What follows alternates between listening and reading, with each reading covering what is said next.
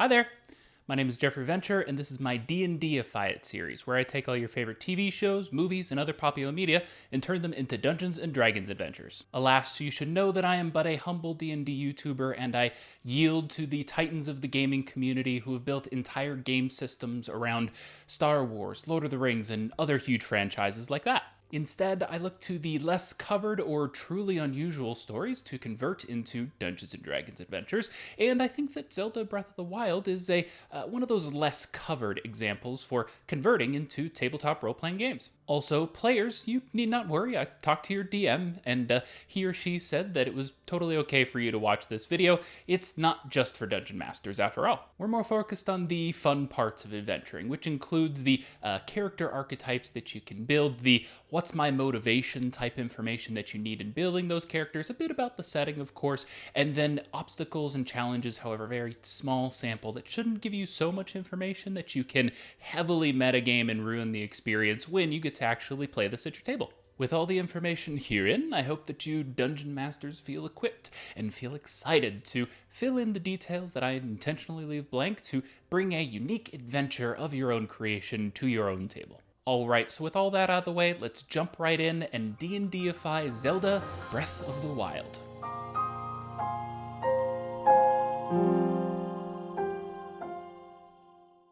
Standard disclaimer, take a ride on Epona out of here if you're looking to avoid spoilers. Like I was saying, this is my first time covering a video game, and Breath of the Wild finds itself in a long-running Zelda series, so I guess there's some things that we'll be talking about that could be considered spoilers, but that are present in many of the other titles in the series. The important bit about the adventure that we'll be pitching here does concern Ganon's role in the Breath of the Wild game. However, it's nothing that would be spoiled if you'd played even a half hour of the game. You have been warned, so here we go.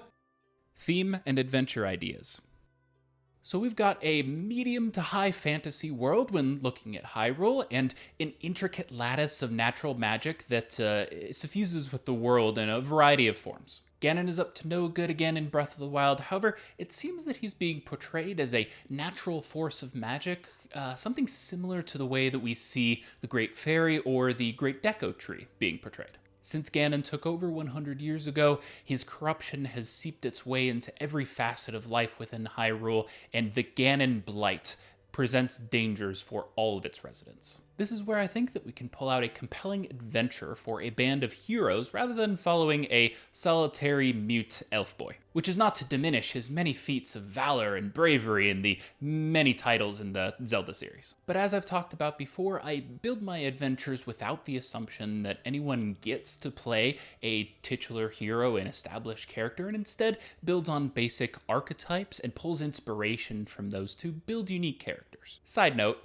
I will always also not recommend playing a mute character because communication is such a huge part of tabletop role-playing games in general. You can try it, but I've seen it cause many problems at the table before. All of that to say that I picture our party being a band of capable citizens of Hyrule who have banded together to take care of a problem caused by the Ganon Blight, instead of a group of secondary characters that are following Link around as he conquers a divine beast or something like that. Actually, that sounds pretty fun. Anyway, player characters. One of the first things I got myself really excited about when I was thinking about an adventure set in this particular version of Hyrule is the unique and diverse races that are presented to us in Breath of the Wild and the Zelda series as a whole that have almost perfect translations to Dungeons & Dragons races. Starting in no particular order, we have the waterbound Zora, who are an almost perfect translation to the Tritons presented in Dungeons & Dragons. We also have the flying race of Rito, who are also an almost perfect translation to Aarakocra, though I'm always a little bit wary of allowing a character race that has an inherent flying speed, so do consider that for your table as well. We also have the fierce and fiery Gerudo, who seem like a perfect stand-in for the Fire Genasi race of D&D. And we have the rough and tough Gorons, who seem like Genasi as well, though of the Earth variety. Of course, we also have the less fantastical races that include Hylians, which I found out are actually just another race of humans, a minor variant, if you will. And then there's the Sheikah, who share a number of traits with elves, so I think that we could assign them to that role, and from that I think that we can assume that half-elves are an option as well. These races all seem to have unique cultures and unique roles in the world that I think you players can refer back to in pulling some inspiration for the character that you end up building. So let's talk next about character classes. Like we were saying, this seems like a medium to high fantasy kind of world that we find ourselves in, and in this particular setting, I think we could make a pretty solid justification for practically any of the spellcasters and typical classes in general that you would find in a typical fantasy game system. We see plenty of examples of magic in Zelda herself, although not quite as many in the Breath of the Wild title specifically, and we find that she has something of a mixed bag of abilities with everything from healing magic to divination to light domain cleric kind of things, and even some abjuration magic in some circumstances. There's plenty in the way of druidic and natural magic in the world, with the shape-shifting and the talking to plants and such that we see in the game, as well as polar opposite type stuff with the artificer type magic, including a freaking motorcycle, as you may know. If we're playing at anything level 5 or above, you best believe that the artificer is getting a motorcycle so that he can ride along with the paladin on their mighty steed. Of course, a fighter or other martial class is going to give you your as well as your archer archetype, and I would very much recommend looking at the Arcane Archer presented in Xanathar's Guide to Everything if you're looking to play up the special arrows that we see Link using in the way that you build your own character. Really, it's all covered here, so I don't think I'd disallow any of the typical fantasy character classes. And finally, I think this is an adventure where the level of the characters doesn't really matter. So for those of you that are looking for an opportunity to try out some high-level builds and can convince your dungeon master to let you run them, I think this is the one shot for you. We've got a lot of freedom to have spellcasting and other very fantastical abilities fit thematically into the world that we're setting up with this adventure. So if it were me, I would judge the experience of my players and set them anywhere between maybe 5th and 9th level. Remember, we don't want to get bogged down needing to look up high-level spells and abilities in the course of the very short one-shot adventure that we're running here, so my recommendation is don't bite off more than you can chew. Structuring our adventure. It's standard best practices to drop right into the action when you're building a one-shot, because finding the quest giver, talking to the quest giver, and then needing to spend time traveling between them and where the adventure actually happens can take away from the fast-paced, exciting adventure of this one-shot that we're trying to get done in the 3 to 4 hours that we've set out for it. By comparison to some of the other adventures that we've pitched on this channel, I see Breath of the Wild, the world of Hyrule that we have here, as a fun and viable campaign setting. So if that sounds fun to you and your table, go for it. And if you use the ideas that are presented here in this video, even better. Tell me about it on Twitter or something. So anyway, we'll use that best practice to drop right into the action with our band of adventurers on the way to whatever we've established is the problem caused by the Ganon Blight. This can be the desecration of a sacred forest grove, or it could be a rooted corruption that is attracting bokoblins which are wreaking havoc upon a nearby settlement, or it could be the corruption of a powerful and normally very good aligned creature or other powerful entity. This seems like a good adventure to lean a bit more heavily on dangerous obstacles and combat over roleplay, so I would recommend us kicking off this adventure by slaying some pushover baddies. I would also include some baddies, some monsters along the way that are going to poke at our players, serving as those dangerous obstacles. But I'm going to wait until the monsters and challenges part of the video to show you what I'm thinking of the monsters from the Breath of the Wild game, as well as how we model those in a D&D experience. So this is a Zelda game, of course, and that means that we have to include a puzzle or two, because what would it be without it? And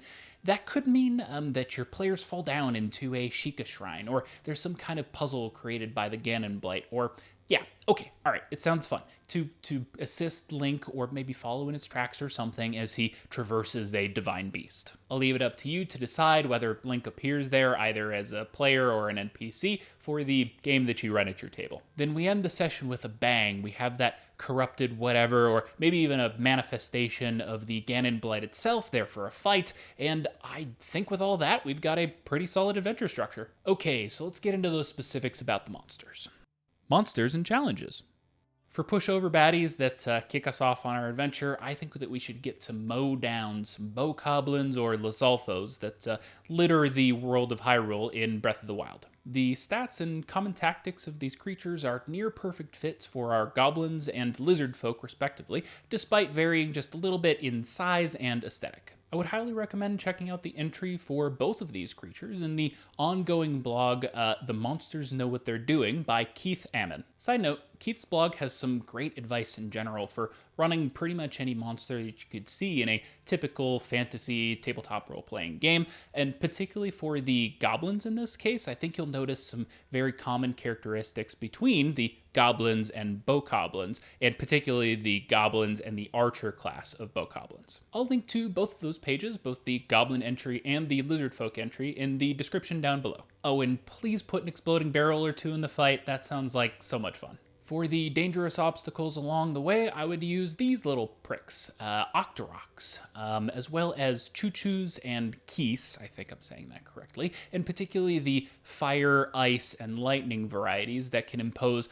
burns, slowed speed, and a stunned condition, respectively. The big bad that we see at the end of this adventure is going to be a bit more subjective for the specific adventure that you end up running, but I would recommend starting with maybe the elementals that are presented in the monster manual, as well as maybe the gibbering mouther or the helmed horror. I think those are all fantastic starting points for building your big bad. I think you'll probably want to look at the specific creature from Breath of the Wild that you're either directly modeling or pulling inspiration from to help guide your decision here. As mentioned before, puzzles are practically a must, and I think this is where it would be especially beneficial to boot up the game again so you can straight up steal the puzzles presented in one of the Sheikah Shrines. I think that should be enough to fill your adventure. Now, on to the adventure prompt. I usually include an adventure prompt as part of a adventure handout that I give to my one-shot players, which includes things like magic item allowance if it's appropriate for the setting,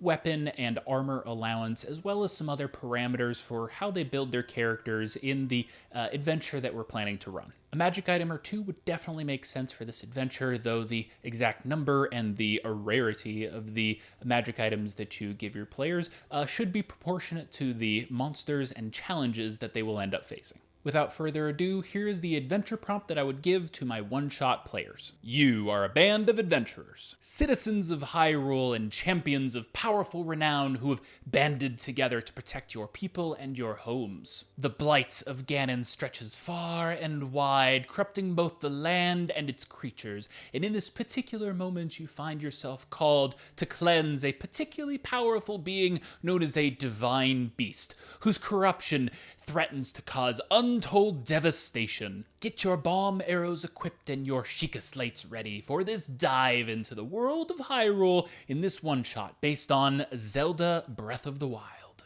That's the end of the adventure prompt. Okay, the Divine Beast thing sounded like too much fun. That doesn't mean that I'm building an NPC Link, though. So with that, I'll wrap up by saying that I think you and your friends could have a blast playing an adventure, or maybe a few if this ends up being a campaign for you, set in the world of Hyrule presented to us in Breath of the Wild. I'd love to hear what you think about running or playing an adventure like this in the comment section down below. Send this to your game master, and of course, as always, please send me stories and pictures if you end up running one of these adventures at your own table. I'm a new creator here on YouTube, which means that every like and comment helps get this out to an even broader audience. So if you feel that I've earned it, a like on the video and even a comment as short as, "I like this," would be super appreciated. And of course, I would love to have you subscribe as well. Go ahead and hit that bell icon if you don't want to miss any of these weekly videos. You can find me sharing memes, and occasionally, I've been a little bit lazy about this, but homebrew stuff as well on Twitter and Instagram, where I'd also like to hear what else you would have liked to hear me talk about in this video. I'll be making a D&Dified adventure module for one of these videos per month, and if you've watched my other videos, you may have heard me say that there should be a poll up by now so that you can vote on which one of these adventures gets the D&Dified treatment. I did not realize when I got started with this that you can only set a poll to run for 7 days on Twitter, unless there's something that I'm missing. But in any case, I'll be putting it up immediately after this one because this will be the last video in August of 2020 that will be part of the voting for which one will get the D&Dified adventure module treatment. Anyway, if you made it this far, thank you so much for watching, and I'll see you in the next one. Happy adventuring.